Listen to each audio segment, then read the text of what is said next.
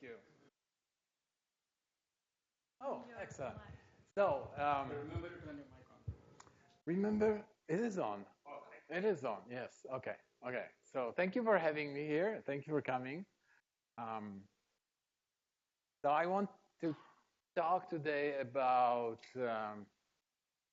free applicative functors, okay?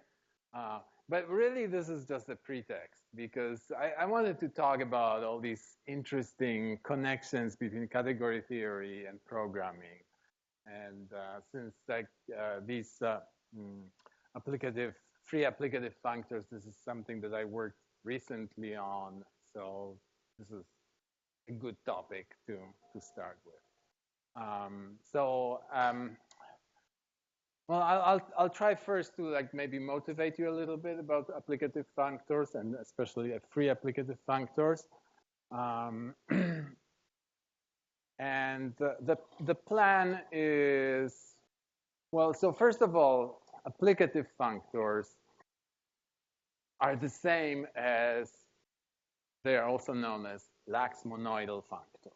Okay, so I will have to explain what is a lax monoidal functor and why is it the same as applicative functor. A free monoidal functor or free applicative functor is the same as free monoidal functor. Therefore, I have to explain what a monoid is, because a free monoidal functor is a free monoid in the category of of functors, right? So I'll have to explain a little bit about the category of functors and what's a monoid in the category of functors. And in order to define a monoid in the category of functors, we'll have to understand how we can multiply two functors. Okay? And that's an interesting thing because there are different ways of multiplying functors, sort of multiplying in the sense of creating a monoid out of it. And the one that produces the applicative functor is called, this multiplication is called deconvolution. So I'll explain deconvolution. It's a really interesting and weird thing, deconvolution. But it exists, and you can implement it in Haskell, and probably in Scala as well. I don't know if it's been implemented in Scala yet, but that's a challenge to do. Okay, so let me start. So does everybody know what a category is? Or do I have to? Yeah. Sort of. Okay, so I'm not going to go into details, but it's enough to know that like the major category that we are interested in as programmers is a category in which types are objects. So a category has objects and arrows between objects. So in this particular case, types are these objects. And every function takes an argument of some type and returns the value of some other type. So it is like an arrow between two types, right? And in fact, in Haskell, the notation for a function is an arrow from A to B, where A is a type, B is a type. You have an arrow from A to B. The fact that they form a category means that you can compose them. So you can compose functions, like the result of one function becomes an input for the next function and so on. So like every program is really like a huge composition of functions that are passing things from one function to another. And also, there is this very important function that in many languages people don't even implement. It's called the identity function. And in order to have a category, you have to have an identity function also. But, you know, an identity function is easy to implement. It just returns its argument without doing anything. So that's a category. But the category of types has actually more structure than that. Because if it were just like fixed thing, then we wouldn't be able to create new types, right? I mean, we want to constantly define new types. Talk about how we create new types from existing types. And the beauty of Haskell, Scala probably has it too, but maybe not such beautiful extent as Haskell, is that creating new types is a very well-defined thing. It's actually sort of an algebra of how you create new types from other types, right? And in particular, you can multiply types. What does it mean? Like if you have two types A and B, their product is a pair, a set of pairs, or a type of pairs, right? Now, you not necessarily you have to use it as a pair. You might also say, well, I want to give names to these components of the pair, or I want to put more things than just a pair, maybe a triple, a tuple, you know. So you can combine them, you can give them names, you get records, structures in other languages, and so on. So this is all products.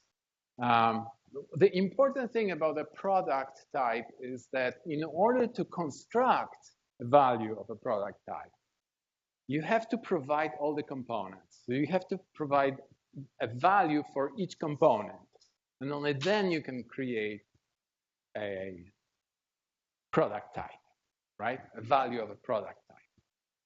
And of course, in some languages, you don't have to provide everything, and you end up like with null pointers and uninitialized variables and so on. But in a good language, you have to, right, upfront provide all the values.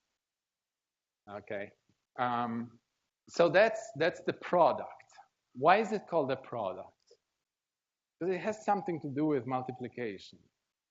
In particular, it is just like multiplication, it's associative.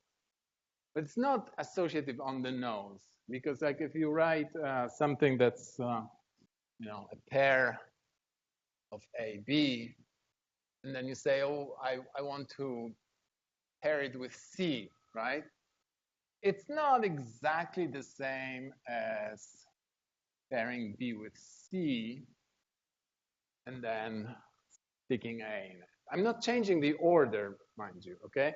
I'm just saying I'm associating it differently.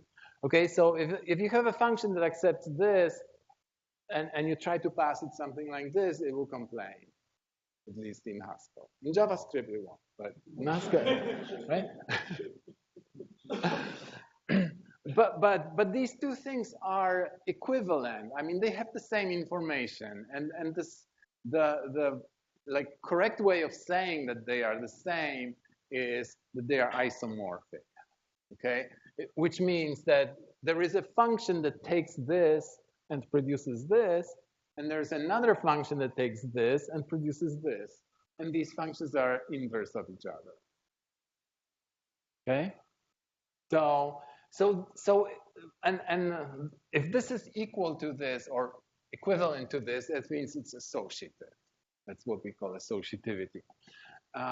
So it's associative just like multiplication, well, except that it's up to isomorphism, and it has a unit.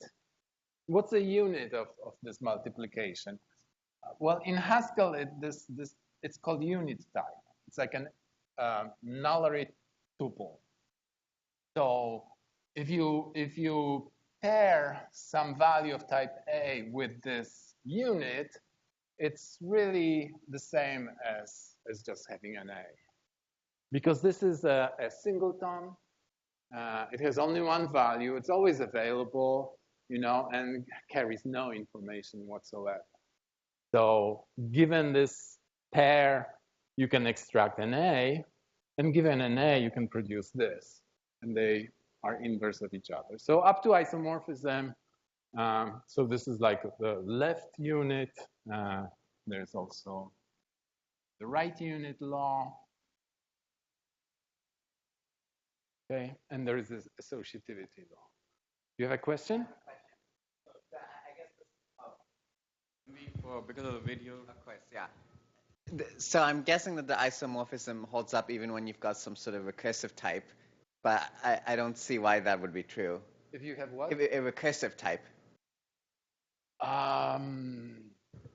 Could you please repeat the question? Okay, so the question is if this isomorphism works also when you have recursive types, right? And in what sense? Like that the C is a recursive type, or like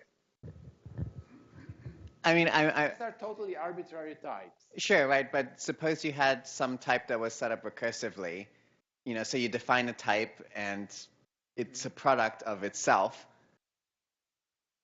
There is, okay, so this is a tricky question. It is a tricky question, right? And the trickiness of this question actually is related to the fact that Haskell is a lazy language, right? So in a lazy language, you have these types that are, that every type contains the bottom, right? Which means you give me an expression of some type and it never finishes evaluating, right? Okay, so I'm not gonna go into this, okay? Because this is like a really a never-ending story, right? So within this framework, this is equivalent, okay? So if you forget about bottoms, this is all true. And if you want, you can do this in ML or in Scala, right? And you have no problem, okay? All right.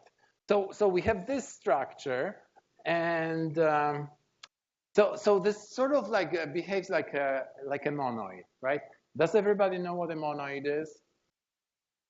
Okay, so let me just quickly write what a monoid is in Haskell. So it's a class monoid M, where, and the monoid has unit and multiplication, plus it has some laws, okay? So I'm going to actually write it in a different way, okay? I'm going to say that the unit, well, let me call this eta, okay? A unit is a special element. So if you think of M, it's like normal thinking, non-categorical thinking is, well, M is a set of values, right? And there is one value, special value called unit in this set, right? But if you want to do it in category theory, you are not supposed to talk about elements, okay? Just functions or arrows or morphisms, as it's called in category theory. So instead of saying, I'm picking an element, I'm defining a function. And because this is a function from a unit type, and unit type, if you think in terms of sets, is a singleton set. So a function from a singleton to another set is simply picks an element, okay? So it really does pick an element, right? But it's written in a way that can be very nicely generalized. So I don't have to, because sometimes in some categories, this unit is not really a singleton set. It could be something else. But this still holds, okay? And the multiplication, well, it is something, this is also not a standard definition that you will find in the Haskell library, but it's equivalent, okay? So it takes a pair of elements, right? And produces a new element, right? But it's a nice, and usually this is curried, so it's M arrow, M arrow, M in Haskell. But it's really nice to write it this way. Why is it so nice to write this way? Oh, plus you have, of course, associativity of this multiplication and the unit law, which can be expressed using these two functions. So that's fine.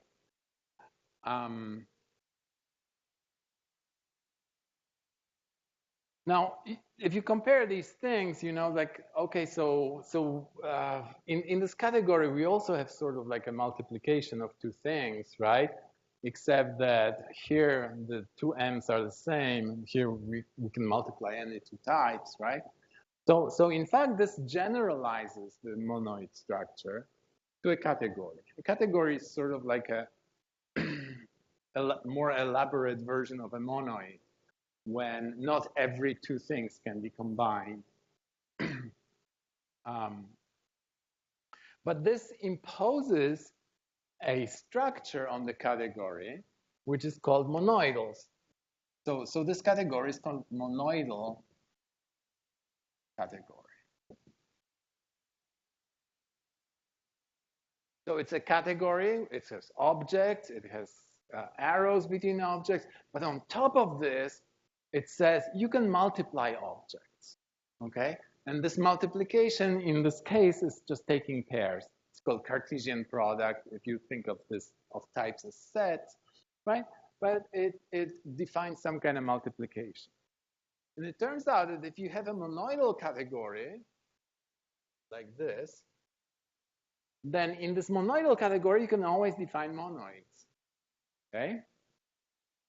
Because what do you need to define a monoid? You need this guy, which is the unit, okay? So unit, right? You take it from monoidal category, there is always a unit.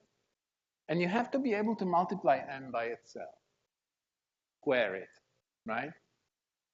So you take multiplication from the monoidal category, you get so a monoid in a monoidal category is just, you pick one object and you define two morphisms. So a picture would look something like this. This is an object m that I picked. This is my unit in my monoidal category. I'll write it as I, okay? Unit. And you have one arrow that's called eta. And then you have another object called m times m, say cross or cross in a circle, whatever we call this multiplication in the monoidal category. And there's an arrow called mu. Plus the laws of associativity and unit, okay? So this is very important, that every time you have a monoidal category, you might be able to define a monoid in it, okay? Now this monoidal category actually, the category of types, has more structure than that. It actually has, it's a sort of like a double monoidal category. Because it also has some types, right? So in Haskell, some types, like the simplest example of a sum type is either. So you have either A or B, right? And that works like addition, okay? It's also associative up to isomorphism, and it has a unit. What's the unit of addition? It's sort of like a zero, right? So the unit of addition is called void. It's a type that has no elements. And then please don't ask me about the bottom, because like every type in Haskell has one element, which is the bottom. But if we ignore this, void is just empty. So it has no elements. So if you take either void or A, it's the same as A. Why is it so? Well, because if you want to create, so suppose that you have an A and you want to create an either, you will always have to use right, like right injection, because you cannot produce a left element of this guy. Because in order to produce a left element, you would have to provide a value of type void. And there isn't a value of type void. And vice versa. If you pattern match on this guy, you cannot never get an element of void, so you always get into the right branch of the pattern. So we have these two monoidal structures, and in fact we have a third structure because there is a third way of constructing types. Well, there are more, but these are the basic ways of constructing types. And this one is a little bit different because it does not form a monoidal structure, but it's the arrow type, right? So if you have two types, right, A and B, you can create a third type. It's a type of function from A to B, right? And it's different. It's not like multiplication. And one thing about this is, well, it doesn't have a unit and it's not associated. Well, is it associated? It is. But anyway, one of the things about monoidal categories that I haven't mentioned yet is that this multiplication has to be a functor. Okay, so now maybe it's time to talk about functors a little bit. So AB product is functorial in A and functorial in B. Now, what's a functor? Functor is a mapping between categories. Since we have one category here, it will be a mapping from this category to itself, which is called an endo functor, right? And the important thing about these mappings in category theory is that they have to preserve some structure. The interesting mappings are the ones that preserve structure. What does it mean? It means like if our initial category has some structure, then after the mapping, this structure still holds. Like if you have no additional structure, but just a category, then what defines the structure of a category? Well, the fact that a category has objects and arrows. So a functor will have to map objects to objects. So in our case, types to types. And mapping of types to types is called a type constructor. Okay? You construct new type from another type. But it also maps functions to functions. And a good intuition about what a functor is or endofunctor is you can think of it as a container of stuff, right? So for instance, a list is a functor, okay? It's a container of other things, right? And it can contain arbitrary types, right? So there's total arbitrariness. So it means that you give me any type and I'll give you a type list of this. So give me an int, I'll give you a list of int. Give me a bool, I'll give you a list of bool, and so on. So it maps types to types, but it also maps functions to functions. So if I have a function from A to B, right? Well, here, I already have it, right? Then I have to be able to map also if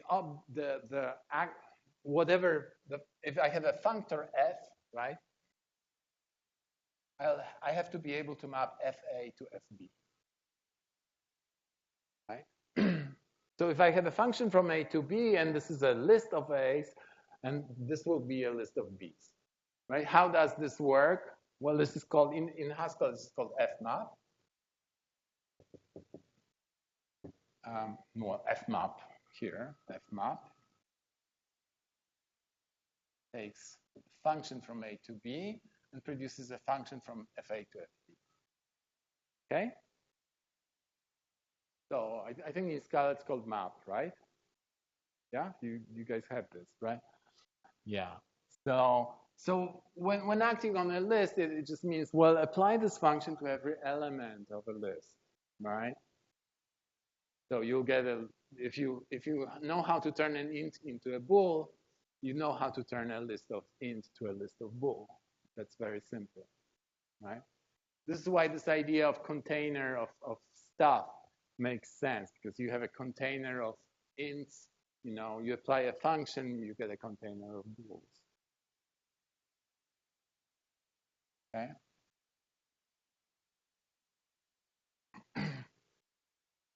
So a functor is something that preserves this structure of a category, which is defined by arrows between objects, right? So if there are arrows between A and B, then there is an arrow between FA and FB, right?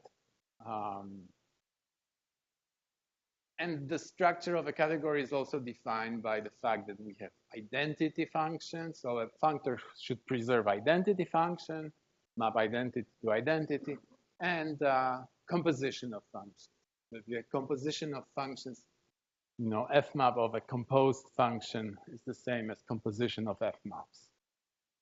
So that's preserving these laws of category. But now we said that this category of types has actually more structure, right? It has this monoidal structure.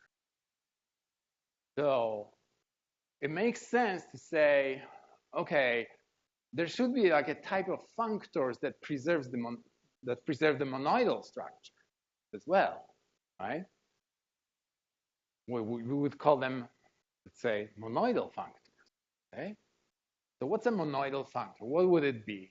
Well, it would have to preserve this monoidal multiplication of types, right? So it's a functor that will take, like if you multiply to A and B, you can map. Let me write it in the opposite order. Okay, so FA, FB, right, would be isomorphic to F of A comma B, right? So whether I multiply two types first and then apply the functor, that's one way of doing this, or I can apply the functor first to each separately and then multiply them, right? So preservation of this monoidal structure would mean more or less something like this, right? And also we would like to have, units to be isomorphic to F acting on units, right? So it preserves unit and multiplication. Okay, so that would be a monoidal functor. And I'm putting isomorphism here. It doesn't have to be strict, okay? Now, it turns out that this, we can actually ask for an even weaker condition, okay? This is called a monoidal functor that has this. But we can ask for something less. And something less is saying, no, they are not really isomorphic, but there is one way function. Like this, okay? Now, if there is only one way function, it's good enough for most purposes, turns out, and it's very useful. And the name of this thing is lax monoidal functor, okay? So this is lax monoidal functor, okay? Lax means it does not preserve it in the sense of isomorphism, but at least one way is fine, right? Okay, so that's a lax monoidal functor.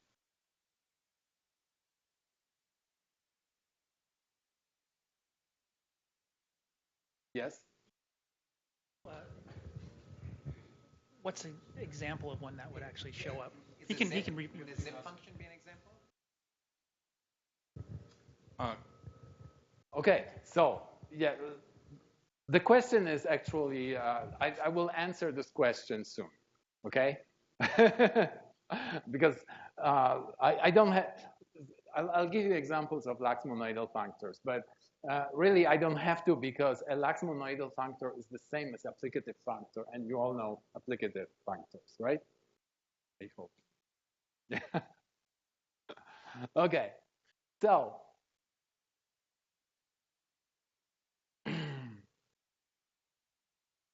so maybe a little bit another slight digression.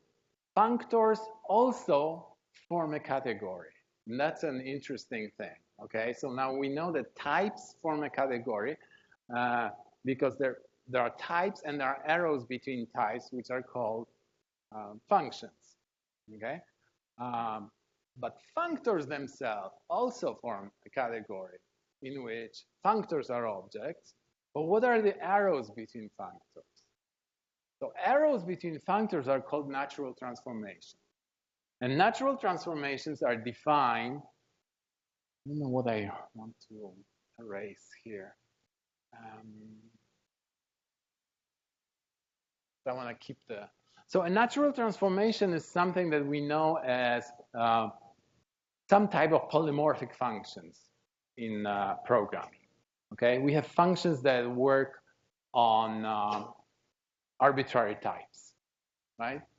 So in Haskell, you could say, well, you could just say, okay, a mapping from a functor f to functor g is just a polymorphic function that goes from fx to gx.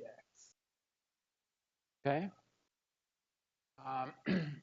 Now, I like to add this for all x here, which actually in Haskell you can write as for all x dot, right? But this is a shorter notation. This is like a universal quantifier, right? For all x, that there is a function that for every x, you can go from fx to gx. What's the intuition? If you think of f as a container of x's, then you have two different types of containers. This is an f container, this is a g container. So it's a list, and this is a tree, right? So it says that no matter what you put in this list, you can repack from a list to a tree, okay? And it really doesn't matter what type is stored in the list or in the tree, because you're not doing anything with the contents. You are just repackaging, right? This is why it's universally quantified. You can do it for any type, doesn't matter.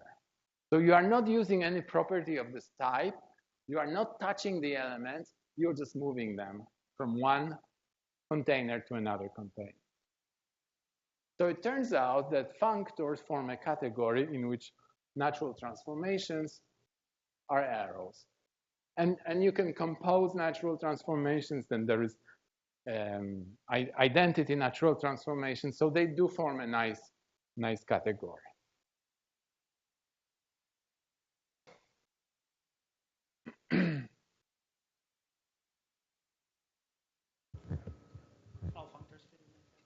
All functors, yes, all functors, yeah. Well, in this case, so a functor category in general is defined as functors from some category to another category. So you fix two categories, right? In this case, both categories are the same. So they are called endofunctors. So you have an endofunctor category. Functors that go from category of types back to category of types, they form a whole category, okay?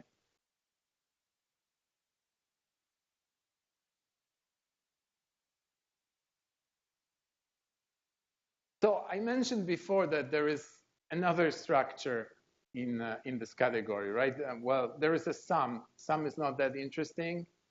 We'll come back to sum later. But there's also this arrow thing, right? So can we have a functor now that preserves the arrow instead of preserving the product, right? Product is nice, but can we have something for the arrow as well? So what would that mean? It would mean that that you have a functor f, right? That when it's acting on an arrow from A to B, right? It's isomorphic to an arrow from FA to FB, right? That would mean, like, you see, I'm just replacing the comma with the arrow here. Actually, in the other order, but that's fine. The order actually has to be this, because the next thing I want to do is like, okay, so this structure that's defined by the arrow is called closed structure. Okay, because it's closure. I don't know, not the language. There's the closure with respect to multiplication.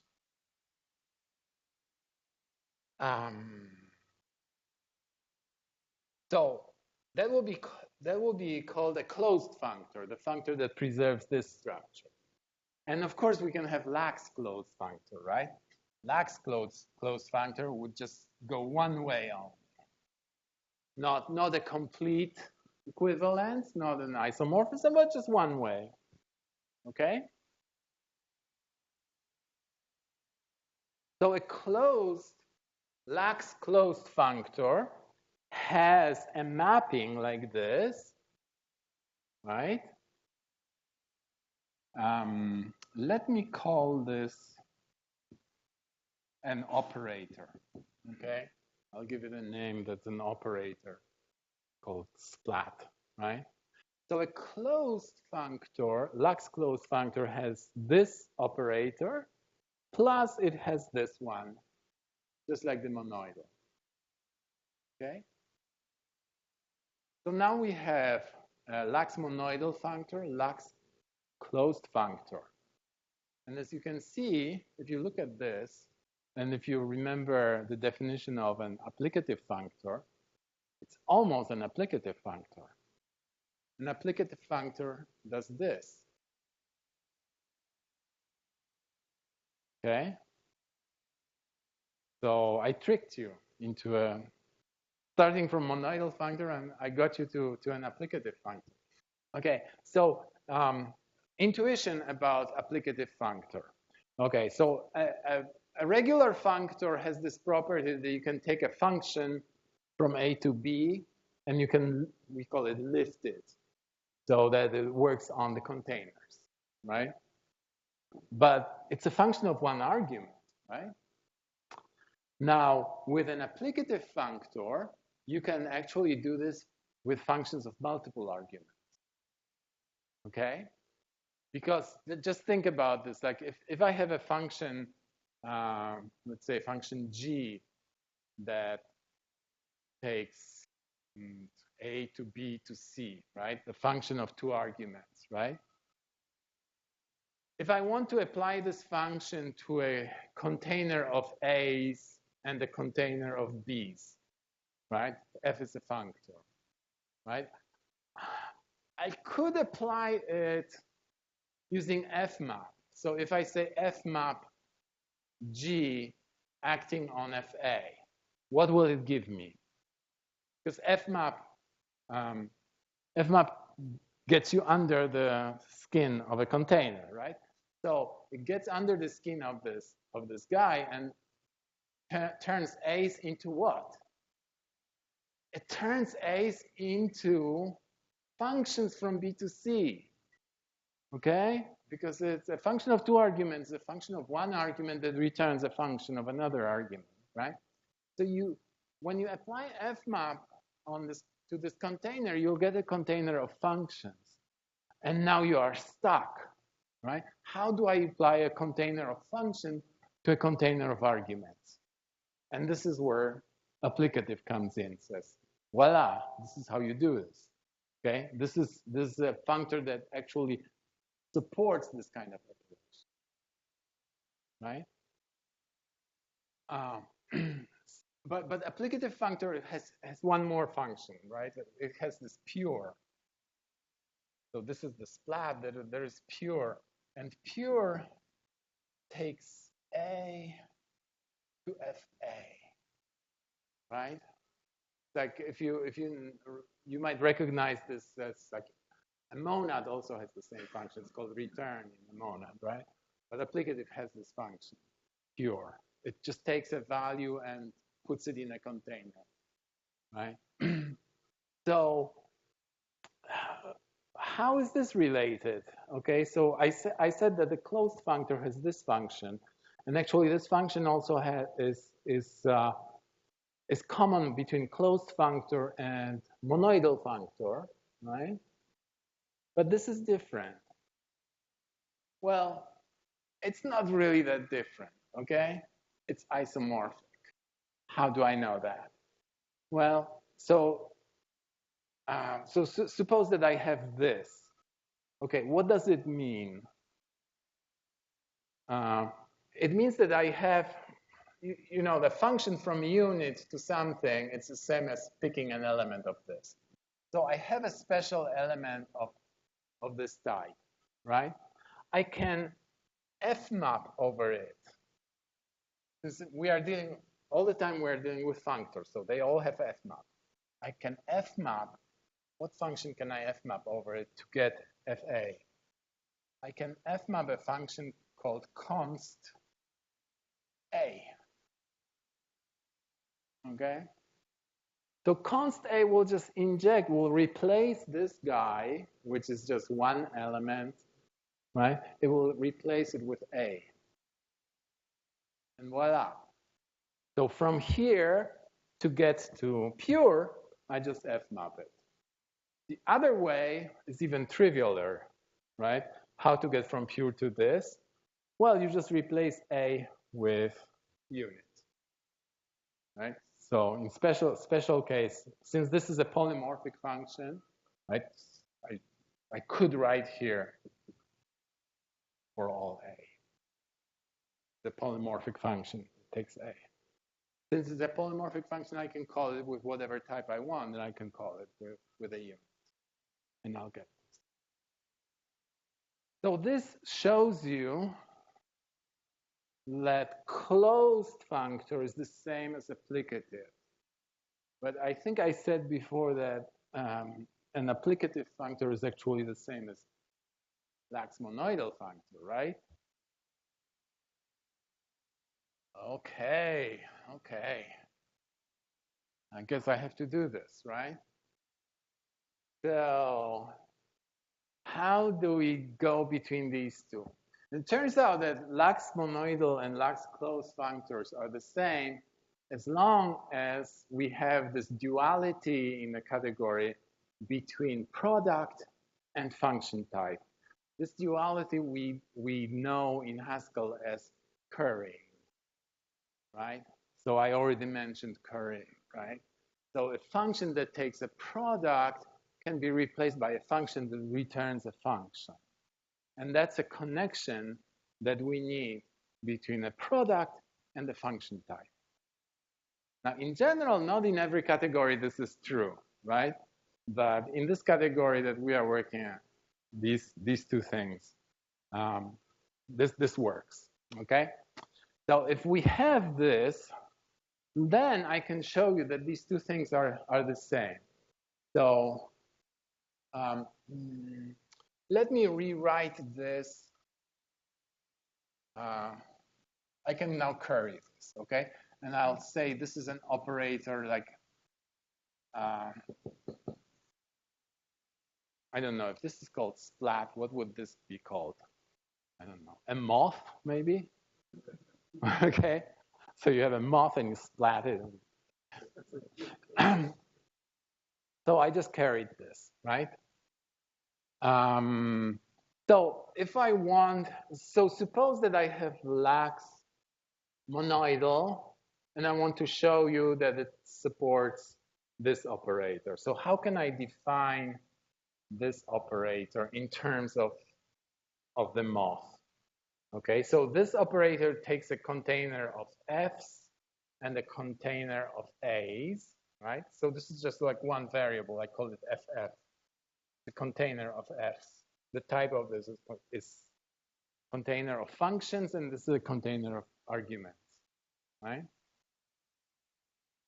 And all I have at my disposal is this guy, okay? So, well, if I have this guy, what can I do? Well, I can definitely multiply this FF by FA, right? If I do this, what's the type of this? Well, the type of this, it takes these two guys and makes it into a container of products. So the type of this guy is container of functions and arguments. Well, okay, maybe call it G or A to B, okay, the type of this thing, okay? So now all I need to do is apply fmap so that I can get under the F. And I want to take this pair and turn it into a B. I can apply $, right? $sign is a function application because this is a function that can be applied to this argument. And in Haskell, the operator $, it just does this, right? Except that $sign is curried. So, and I have a pair here, so I want to uncurry it, okay? So fmap uncurry $sign, okay? Sorry for the mess here, but fmap of this function uncurry $sign acting on this thing will give me what I want, right? Because $sign will just combine these two. A function with its argument will execute the function and give me value. Okay?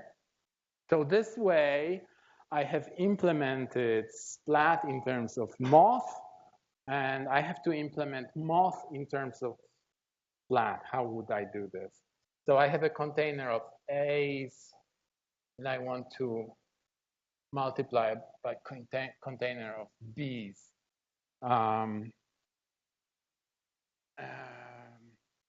Okay.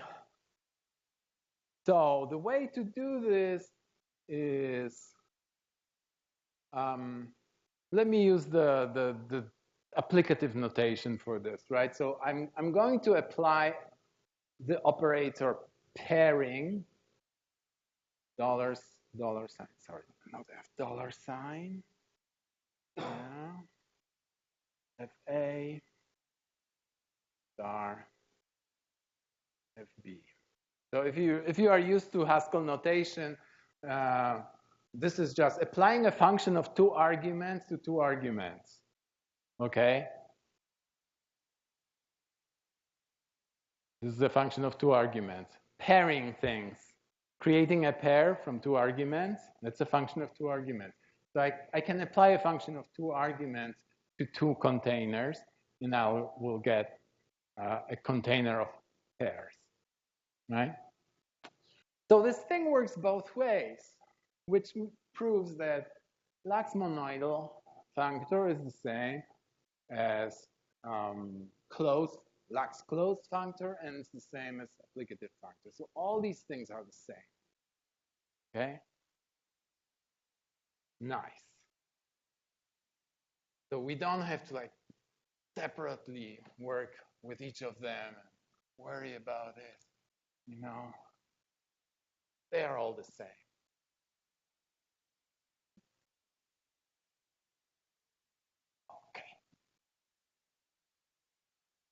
Okay. So remember this, put it on your stack, and now we'll go to another area for a moment. And we'll talk about this functor category again. Okay, so functors form a category, right? And it's an interesting category because it has there is a set of special functors in this category that sort of work like a basis. Like, you know, like you have a vector space and you have a basis in a vector space. In a functor category, you have sort of like a basis in a functor category. And this, it's really hand wavy, but there are these special functors that that lets you represent other functors in terms of that, right? So, and this thing is called, has a name, it's called the Yone Dilemma, okay? I don't know if you've heard the name Yone Dilemma. It's a very abstract mathematical thing, but what it means is that there is a special place for a functor that we in Haskell call the reader functor. The reader functor is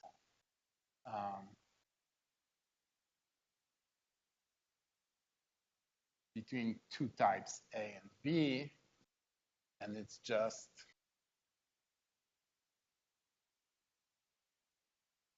this.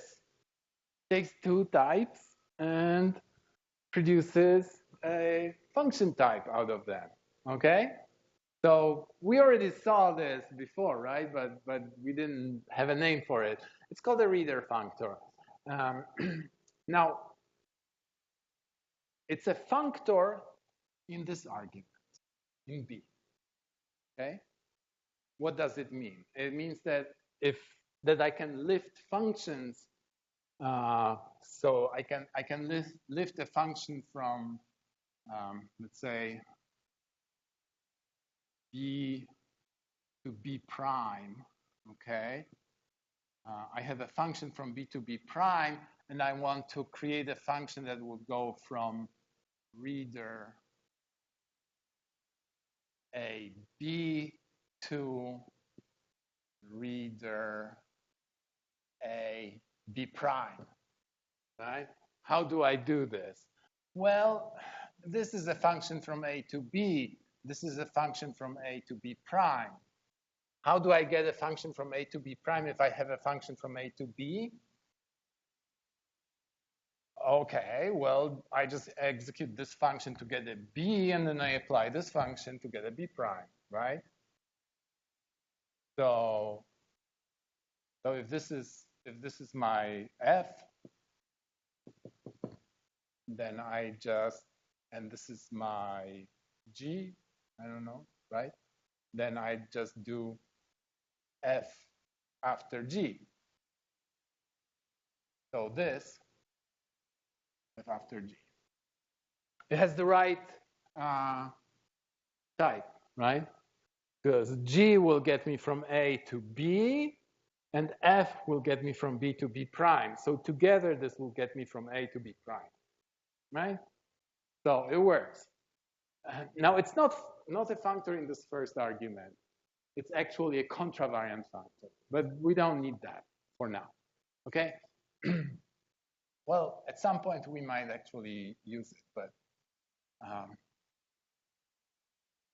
so the thing is that these functors have a very special role because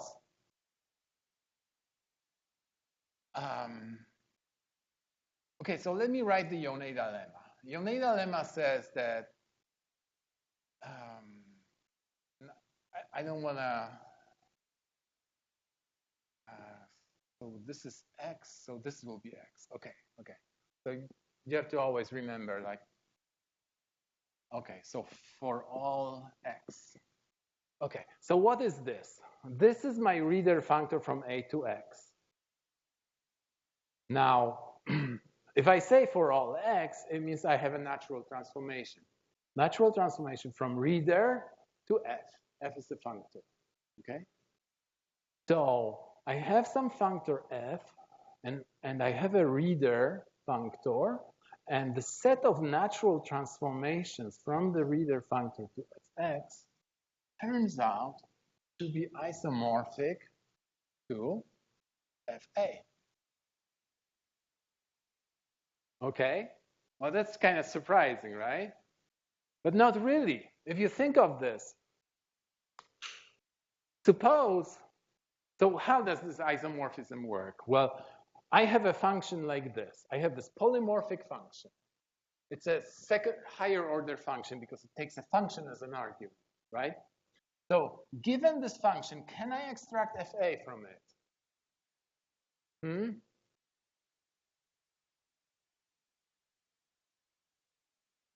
Yeah. How? Well, I call this function, so I don't know, let's call this function G, right? I'll call this function with another function.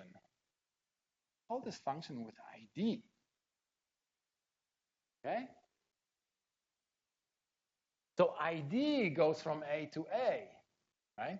This is polymorphic in X. I can pick any X I want, right? In particular, I can pick X equal A.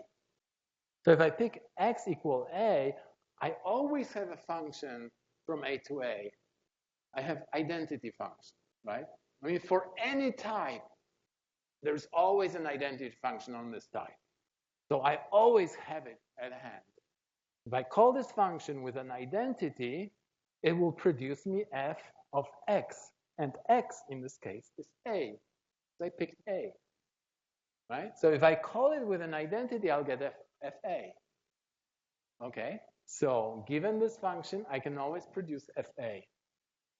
The other way around, okay? The other way around. Somebody gives me fa and says, can you produce a function like this? Okay, let me see. So I'll have to produce a function that takes a function from A to X. Let's call it X. Okay.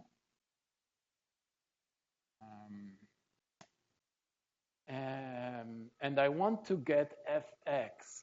Oh! Since f is a functor, remember, we are talking functor. I can apply fmap. I can fmap this function x over my fa. And I'll get fx. So this function takes an a to x, right? And produces an fa. fx, sorry. Yes, fx. Turns a to x. So works, right? So this is the special thing about reader functors. But it's not all. That's not. There's more. If this is Yoneda, let me write it Yoneda. There's also co-Yoneda, which we get for free. In category theory, you can always dualize something, and you get co-Yoneda from Yoneda.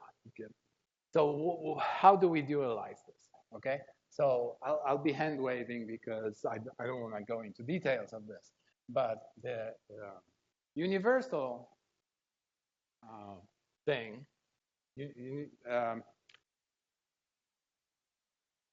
how to explain this best?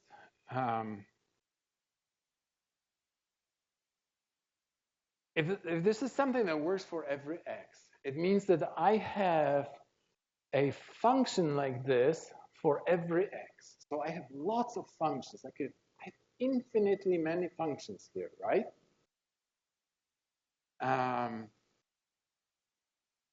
So I have an infinite product of functions, right? So like a tuple, it's a humongous tuple in which every slot is filled with another function. So there's one function that goes from bool to bool. There's another from int to int. There's another from double to double, another from list to list, and so on. Yeah. So this is a huge product. If I want to create an element of this product, I have to provide a function for each slot, which I can because I can write a polymorphic function. A polymorphic function stands for infinitely many functions, right? So if you think of universal quantifier as defining an infinite product, then the dual to product is sum, okay? So this, by dualization, turns into a sum. And the sum An infinite sum is called an existential type. Now, we don't have this notation in Haskell, but people use it often just for notational convenience. So it will be there exists an X such that we have, so instead of this, we actually have a product, okay? We have an fx.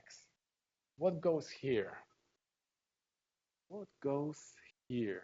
And this will be, again, equivalent to fa.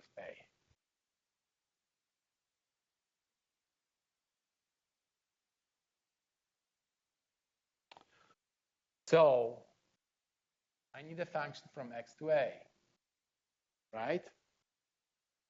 And again, I use the same trick. Okay, so I have this existential type. Existential type means I don't know what the x is. Somebody created this thing. They knew what x was, okay? I don't. So what can I do with this pair if I don't know what x is? Well, the only thing is I can apply this function to this. And because f is a functor, who's always working with functors, I can f-map it. So if I f-map this function over fx, I'll get fa. Okay? But what's the other way around? So suppose that I have fa, right? And I want to create this existential type. How do I do this? Now, in creating an existential type, I don't have to provide all the slots. Enough that I find one that I want to fill. Okay? So I can pick any x I want and just provide a pair like this. Well, what's the best x to pick? A, right? So I pick A, and I provide an ID here, right? ID A, right? And FA. And I got it. Okay? This is how you create existential types. And it's the same as with sum types, right? Like if you have a Boolean, which is a sum of true and false, right? You either provide the left or the right, or you either provide left or provide right. You don't provide both of them, right? So if you have an infinite sum, you just pick one that you want and you create it. And then you give it to somebody and they don't know what this was. This is secret, right? So the only thing they can do is fmap. Okay?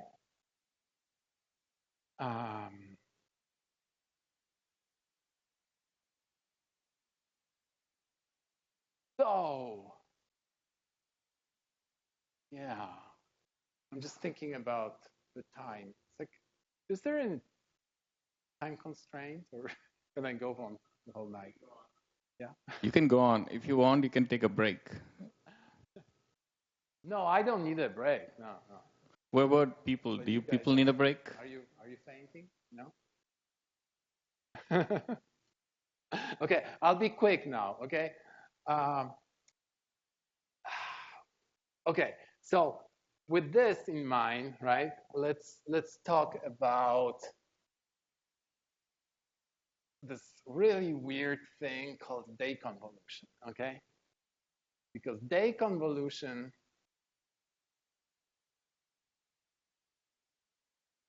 is a way of multiplying functors, okay? And it's a very, very clever way of multiplying functors. And it uses this fact, okay? It uses the Koyoneida, well, sort of in a hand-wavy thing, okay? This is a very, very nice argument because if you think of this as sum over x, this is sort of like a basis vector xa, and this is fx, and this is fa. It sort of looks like, because this is a product here, right? This is our product between these two things, right? So this is like if you think of this as a unit, as a sort of vector, unit vector, okay? So on the one hand, this looks sort of like having a basis in a vector space, and these are coefficients, right? Or you can think of this, if you know signal processing, this is like an impulse function. You know, you have f of x, you apply impulse function. This is like an integral, right? In fact, this in category theory, you would write it as an integral over x, called coend. So this looks very much like a response to an impulse function. You sum it over all possible x's, and you get, and it picks you fa. Okay, like who's here, electrical engineer? Yeah. Oh, okay. So you get it, right? Yeah. But anyway, so deconvolution kind of works like this. Say, okay, so if we want to multiply two functors, right, f and g, I'll write this star as the multiplication. This is what we are defining, the star, right? It's enough to define it between two functors that are expanded in this basis, right? So I'll write one of them as there exists an x, x to a, comma fx, right? So that's f. F is this. Now I'm multiplying this using my new fangled multiplication that I'm defining. I'm just figuring it out. By another one, by g. So this is like exists some y to a fy, right? So this is the thing taken at point A, right? Because this is a functor. Multiplication of two functors will give me a new functor. So this functor acting on A, right? I'm writing it as a multiplication of these two functors, but I'm representing them in this basis. So this is really fa, right? And this is really g, sorry, yeah, ga. This is fa, this is ga. So I have just rewritten this. But now I'm going to cheat, okay?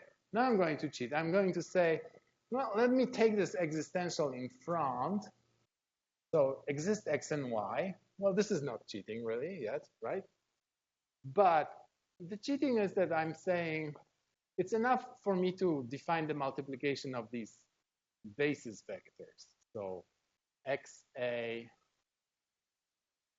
star y a, okay?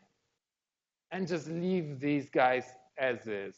So comma fx, comma gy. Yeah? Cheating, but not that much, right? I mean, these are tuples. Okay, these are two tuples. I'm just saying, okay, it's a triple now, where the first element is this multiplication of this times this, and the other ones kind of go without. So don't, this is not serious math, but it's like, so the only thing I need is to figure out what this could be. And I just like, don't really have much choice, It's like, I'll define this as a function that takes a pair xy and produces an a, okay? So like the star product of these two basis vectors in my functor category, I'll define this as another functor, also a reader functor, but from x comma y, okay? And I can take a pair of xy or multiply x by y in my category because it's a monoidal category. So altogether, what can I do? No? So altogether, deconvolution of f star g at A is defined as this existential type of xy right? And here's a triple of things. The first of them is a function that takes a pair of xy to a. The second one is fx, and the third one is gy. And you might find this in Haskell library under deconvolution, and it's usually curried, so it's like, say, this function, arrow this, and the existential type is encoded using GADT, generalized algebraic data types. So if you see this, I don't want to go into the details because we don't have the whole night. But this is essentially equivalent to what you find in Haskell library. And of course, it's done by Edward Kmet. All this category theory in Haskell is practically done single-handedly by Edward. Okay, so now without intuition, this is like, so what, right? So the intuition here is that if you look at this as containers, right, the functions as containers, so you have like one type of container of x's, like a bucket of x's. And then you have like I don't know, a basket of y's, right? There are different containers. And you have this function that given any pair of x and y produces an a, okay? So in this sense, this is a container of a's, but it's an operational kind of container. Well, you have the parts, and here's a function that assembles these parts from this one, from this, and this one, assembles them into an a, and gives you a's, right? So that's a very clever kind of thing. Now, so we have multiplication now in the functor category, right? We have a functor category, and now we can multiply two functors, right? Maybe this functor category has monoidal structure if it has multiplication of objects, right? So, well, you can check that this is associative up to isomorphism. It's actually also symmetric up to isomorphism. But what's the unit? So it turns out the unit of this thing is our reader functor, but from a unit.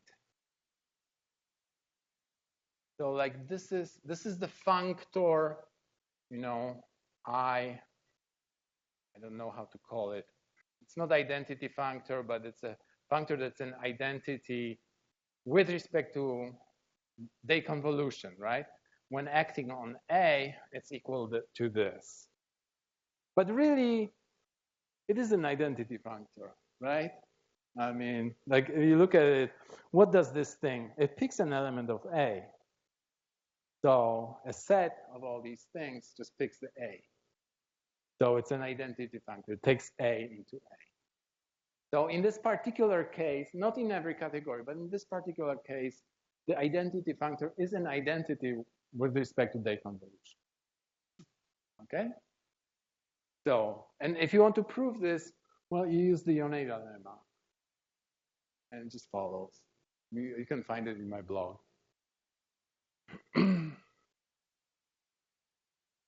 Oh, okay. So, okay, where should we concentrate now? Let's concentrate on just one thing, final thing, okay? I'm not going to go into free monoidal functors because that will be another half an hour. So let me just show you a really, really nice and clever thing that once we have the monoidal category with deconvolution and the unit, we can ask what's a monoid in this category, right? Because I defined a monoid in a very abstract way. I said a monoid is, well, pick an object. In this case, an object would be a functor. So we are in functor category. So pick a functor f and you need two arrows. Now we are in a functor category, so arrows mean natural transformations, right? So one arrow would go from identity to F, okay? Now, this is a natural transformation, right? So this is my eta. So it's a natural transformation from the identity functor to F. So I'll write it as for all A, IA to FA. Okay? Now IA is the same as A, identity acting on A, right? So this is a natural transformation that takes A to FA. Okay, recognize this? We called it this pure, or return.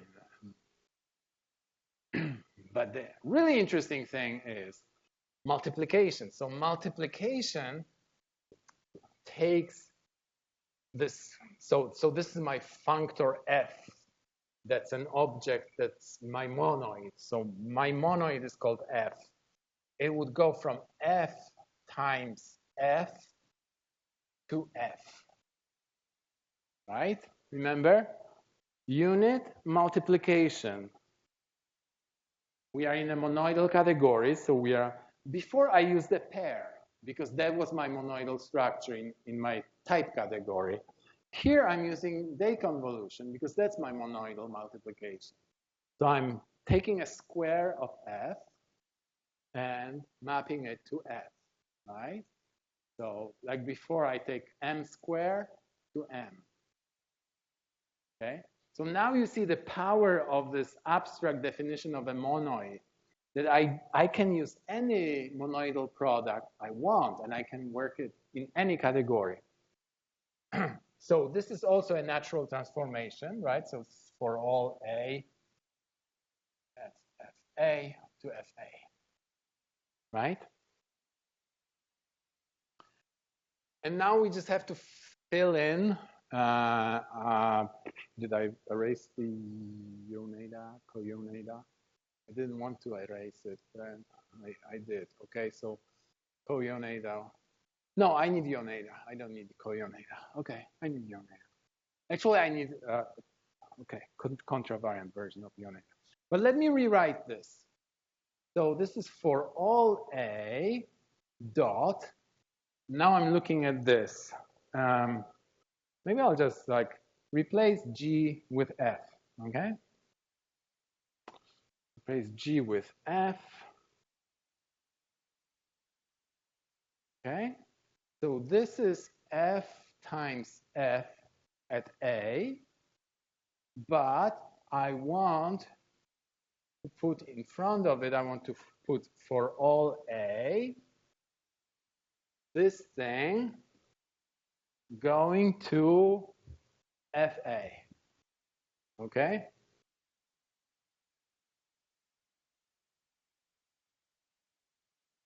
So I want to calculate this. What is this? What is this? So erase this. Yes, very nicely. Okay. So this is a function that goes from an existential type to FA. Now, function from an existential type, as I said, an existential type is like a sum, right? So how do you define a function from a sum type? Well, you do case analysis, right? And each case contains a function from this particular case to whatever the result, right? So a function that takes sum as an argument is equivalent to a product function for each case separate. So I can replace this guy with a product. A product means a universal quantifier, right?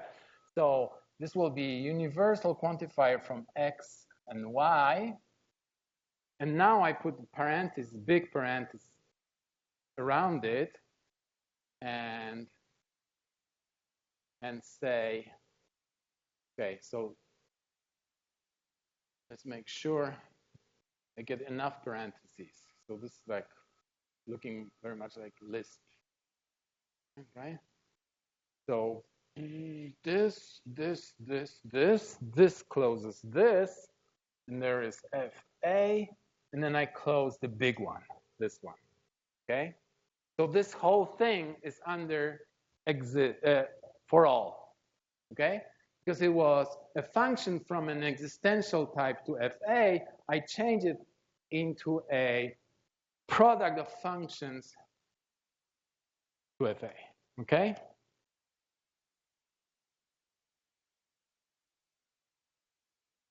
Now, okay, so I'm gonna use eraser and it's like magic here, okay?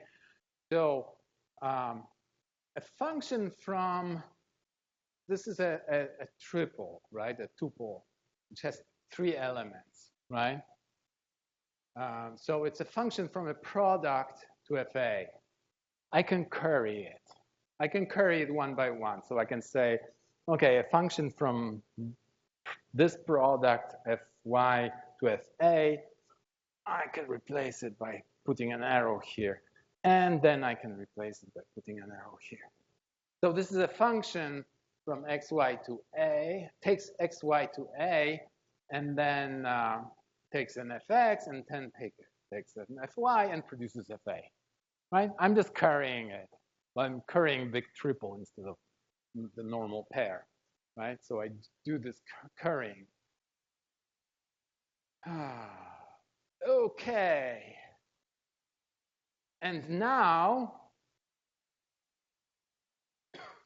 for the final stroke, I use the Yone Dilemma. Now,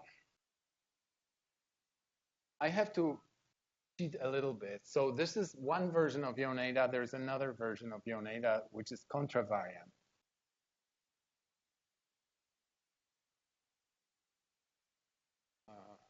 F, I don't know what I should put, like F tilde maybe.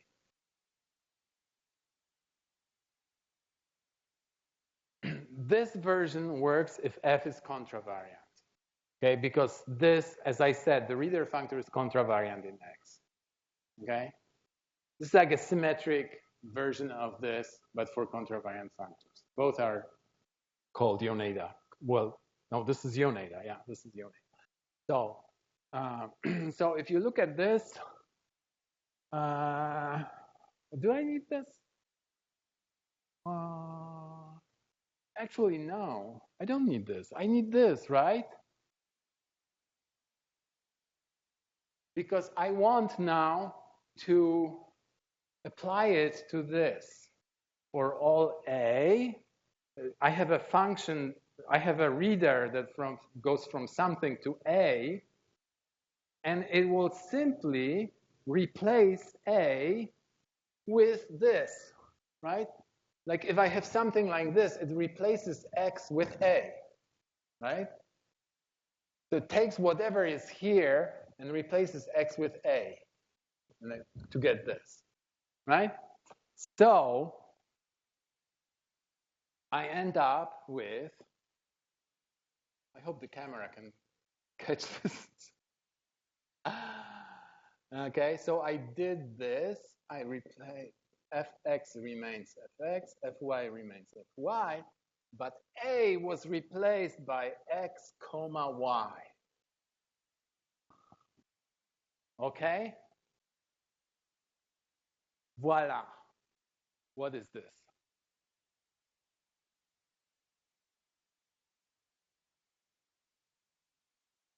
That's my lax monoidal constraint. Okay? It's a natural transformations in x and y from fx, fy to fx comma y. So let me just say this, right? So what we did is we said we have a monoidal category of functors with deconvolution. In this category, we picked a monoid, right? Monoid with respect to deconvolution. And we showed that a monoid with respect to deconvolution is the same as a lax monoidal functor. Okay?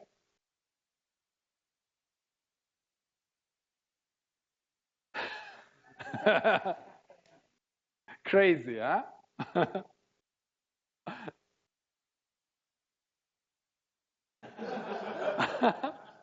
I don't know. It's just shocking, isn't it? Like, well, I think it just proves one thing. It proves that these monoids are everywhere. You know, like people say, oh, monoids are not really interesting. Well, because they are not looking at the right category, right? But if you just look at the right category, okay. Now, why is this an interesting thing to know? Because you all know this saying, right? A monad is a monoid in the category of endofunctors, right? An applicative is also a monoid in the category of endofunctors. The only difference is that I use deconvolution to multiply monoids. If I use functor composition as my multiplication, I would get a monad. And it's actually easier to show than this, but, right? So the next time somebody asks you what is an applicative functor, you can just say, oh, it's just a monoid in the category of endofunctors, but with deconvolution as multiplication. Okay. All right. Okay. Thanks.